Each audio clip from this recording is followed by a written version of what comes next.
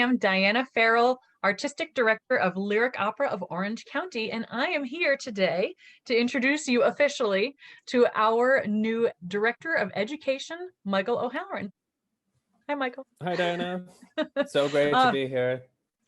We are here to introduce you to our new education series, Lyric Opera Orange County Off Book. Candid Conversations with Opera Professionals.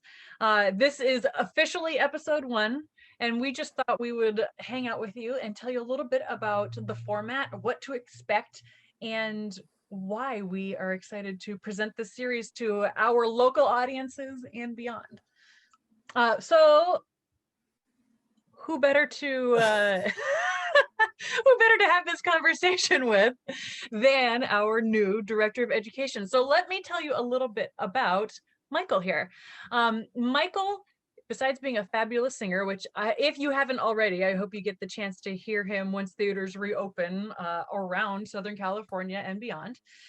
Michael is a graduate of both Northwestern and Manhattan School of Music. He is a fabulous baritone. I'm going to brag a little bit. He was one of the first American young artists to sing in the Bayreuth program, as well as a emerging artist with Virginia Opera, their residency program a few years before he ended up in California. So welcome, Michael. I can't think of anybody better to help kick off the series. Fantastic. Yeah, absolutely. So as Diana said, our new series, Lyric Opera Orange County Off Book, Candid Conversations with Opera Professionals, does a fantastic job of augmenting our outreach and education program. So Lyric Opera, since its inception, has been singularly focused on increasing accessibility to opera to both audiences young and old. Which is fantastic because we love being able to reach out and expose folk to the incredible art form that is the lyric opera or lyric theater. However, the performing arts are a relationship. You know, there's two sides of the coin. There's the audience and then there's the performers. So we would really like to spend some time focusing now on our outreach efforts to artists. So that includes anyone who is just getting their start, anyone who has recently completed some sort of formal degree training, or anyone who's just perhaps later in life and realized that there's the love of opera is within them and they want to try to get their voice out there. We're trying to develop some programs and some infrastructure to support artists who are in that phase. So in that vein, this lecture and blog series, Off Book, is going to serve two purposes. First, it's going to facilitate some fantastic conversations with currently working professionals in opera. So that could be folk who are actually up on the main stage singing themselves, or it could be people who are directors, people who work with other musicians within an operatic company. It could be people who just have a deep and intimate knowledge of the administration that happens behind the scenes at an opera company. We want to facilitate those conversations a little bit. That's one prong of the goal. And the other is to talk about how they got to where they are today and some of the important things that they learned along the way. So in my own experience in the United States conservatory system, I learned all sorts of important stuff like technique and diction and stage presence and all sorts of stuff like that. But there were a lot of things that I didn't learn, like how to cope when things go wrong, or how to pivot if you aren't immediately getting a bunch of job offers and you still need to support yourself and you don't want to abandon the arts entirely. So essentially, we want to provide some resources to folk, young and old, anyone who is interested in the topic on things that currently working professionals have learned and things that they wish that they had known. So in that vein, it's going to be a fantastic series of 8 or 9 discussions for our first series. Volume within the series.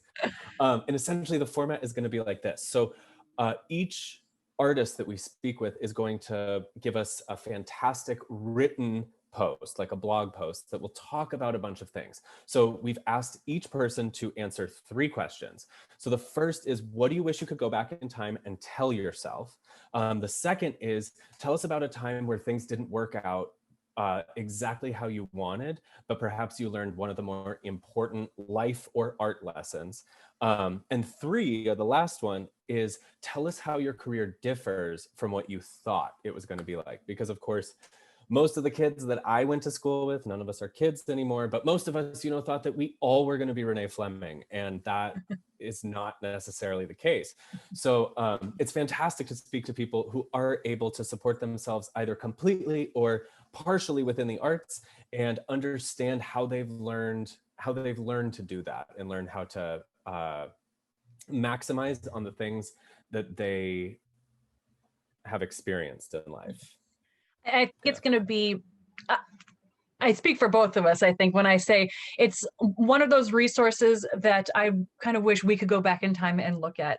When you are first getting into the industry, at least if you're kind of type A like me, like I was so hungry for experiential information. Besides, once I leave the practice room, what other information do I need, right? I think that one of my favorite questions in this series of 3, besides go back and what could you go back and tell yourself, um, a time there was a way we had phrased it originally was, when did you lose but you actually won? So an experience where looking back you actually either gained a lot of valuable knowledge, or maybe it opened another door that you hadn't expected. When one door closes, a window opens. Anyway, but I think my favorite part of this is talking about the paths that people are currently finding themselves on, and how it maybe differs from what they imagine. Because I think there's no shame, and that's one of the things we kind of need to talk about earlier on in people's career. There's no shame in changing your mind. One of the most important lessons is that there is not just one path to success in the performing arts. I think for me personally, I found that I enjoyed a lot more than I realized I would the production side of things. Yes, I love performing, but my goodness, I love getting all the details and the nitty gritty together to put on a production. There's some people who really have a gift and a really strong desire in development and fundraising, and they get an adrenaline rush from that the same way other people do when they're singing on stage and they get that big applause. So especially in the time of COVID, we thought it was a great opportunity for all of us to be able to celebrate the other talents that we bring to the stage. And realize that those are all strengths. I don't know about you. Did you ever hear, I graduated from, I feel like I should give a little context. I graduated from my undergrad in 2006, and then went on to do my master's and my artist diploma. And at the time, I remember going to conferences and master classes and reading in forums, and there was this idea that a doctorate was a red flag on a resume, and that you're not going to get any auditions if you have a doctorate. I don't think this is a truth anymore, where maybe it was in the early 2000s.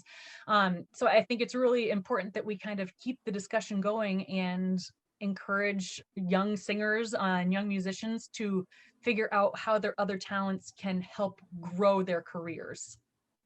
Absolutely. And the thing that's so great about that is, just like Diana just said, like, I heard the exact same stigma. And even though I really kind of wanted a doctorate of music, I was like, well, I better not get it, because then I'm like forbidden from working in the industry, which is not necessarily the case. And the interesting thing is that times are changing, and a lot of the stuff that we were taught is kind of going out because of all of the cultural and artistic shifts that are occurring within our art form. It's fantastic. It's fantastic to see some of these things leave. And there's kind of a big sense of secrecy about the industry, that like, there's all these things that you would never know unless you are fortunate enough to be able to drop 100,000, 50,000, 75,000 on a degree in classical music, which is a really hard pill to swallow for a lot of people, myself included, because it's one of the few degrees that on day one, they sit you down and say, hey, guess what? One of the people in this room is going to be able to make it. And they're not kidding. And they're probably rounding up, if we're being honest. So it's the unfortunate nature. So we want to kind of take off that shroud of secrecy, start having some real nitty gritty, like, hey, we all got belly buttons conversation about what the industry is actually like, some things to contemplate as you try to grow within the industry. And by that same token, we're really excited that at any point during this series, if there's something you want to know, please reach out, like comment, retweet, do whatever you got to do to get our attention. And we would love to kind of shape this content to things that folk are interested in. Our entire goal here is to provide more platform for the conversation to occur and to do what we can and leverage the things that we have and able to help in order to help as many people as possible. Totally. We are gonna probably link away, but make sure we'll put some polls up on our stories on Instagram and probably on Facebook too. Shoot us private messages, DM us. You can always email us questions. A great way to do that is to email us at auditions@lyricoperaoc.org, because that's where we can collect all your singer information and make sure you're on our mailing list as well. But we are so excited to not just make this a conversation about whoever it is that you're seeing on the screen during the off book series, but to really make sure you are involved. So that leads me into one of the other elements of this series that we're really excited about. Michael and I are just kind of having a conversation right now, which again, old hat, we do it far too often.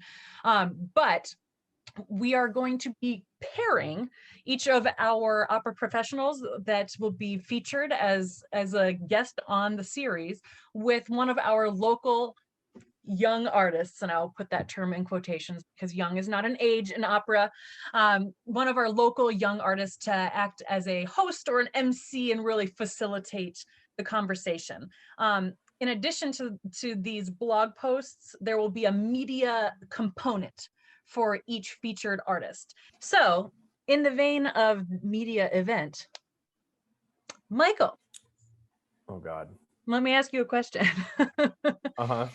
Speaking of, the path and career changes and those things, did you ever imagine yourself running a education program or young artist programs or anything like that in the world of opera? That's a fantastic question. So like most folks, my imagination was that I was going to be, starring on stages worldwide and, be incredible. And no one really told me that the baritone's never really the star unless it's like Billy Budd or Tosca. And Tosca's such competition that not much the baritone can do there. She kills him anyway, Michael. I don't want a surprise ending. She kills him. She might not this time. You never know. But yeah, so I definitely didn't see it for myself. But one of the talents that I started to find within myself was the aspect of kind of priming people to hear about opera or to hear opera itself. So talking folks through like, this is what's cool about it. This is what's really special about the stuff that we do, that folk are like, I never had any idea that opera doesn't use microphones. It never occurred to me because in our current society, most folk are exposed to opera by someone in front of a microphone. So the first time that you go and hear it live and someone's voice is literally like rattling your rib cage, I mean, it's unlike any other experience. So it's interesting that as I discovered this talent and this passion for talking about it with other people and kind of sharing our traditions and our loves and why we're willing to like live and die by this art form, that in doing that, I have found my way into a role such as this. I know that experience very well. Speaking of the path, right? The hard and fast rule that I was delivered basically like on a Bible my freshman year of college was the headshot rules. The headshot, at least in, what was 2000? Your head, maybe 2002, your headshot was black and white. Absolutely. It was portrait, no landscape nonsense. And to me, the most important piece of advice was that you had to look like a blank canvas, right? So that they can imagine you as any character, Anything. no defining anything. So for me, of course, that was, no curlies. Of course. So I feel like we should share our blank slate, black and white Absolutely. headshots that look nothing like either one of That look us. nothing like us. Of course, we're supposed to look completely generic, but also unforgettable. Right. In black and Because right, exactly. because that's the entire life. Oh, thank goodness for the virtual age where we can have color Thank and goodness for the virtual age. You can oh yes. see in my picture, there's that pack of 250 of them freshly opened. Don't think I sent many of those out. Not Well, they gonna had to lie. be able to be stapled to the back of your one-page resume, right? Absolutely. Absolutely. And if you don't do this, you will be laughed off the stage, or out of the audition studio, perhaps is more accurate. So although we have so many things in common, we are acutely aware that there are so many folk out there who are just as talented and driven and motivated to understand some contributions to the arts, to the lyric theater. And that is why we are actually here today. Yes. So I don't even know why I we just did hope that. you join us for all of these events. The blogs will live on the lyricoperaoc.org website.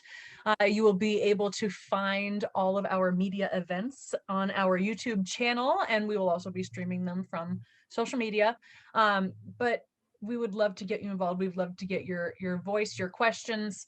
Let us know, because, hey, we have a feeling the opera industry is going to be changing a little bit when we're all welcome back into the theater. And wouldn't it be nice if we all had a little bit of a say in how our careers went down the line?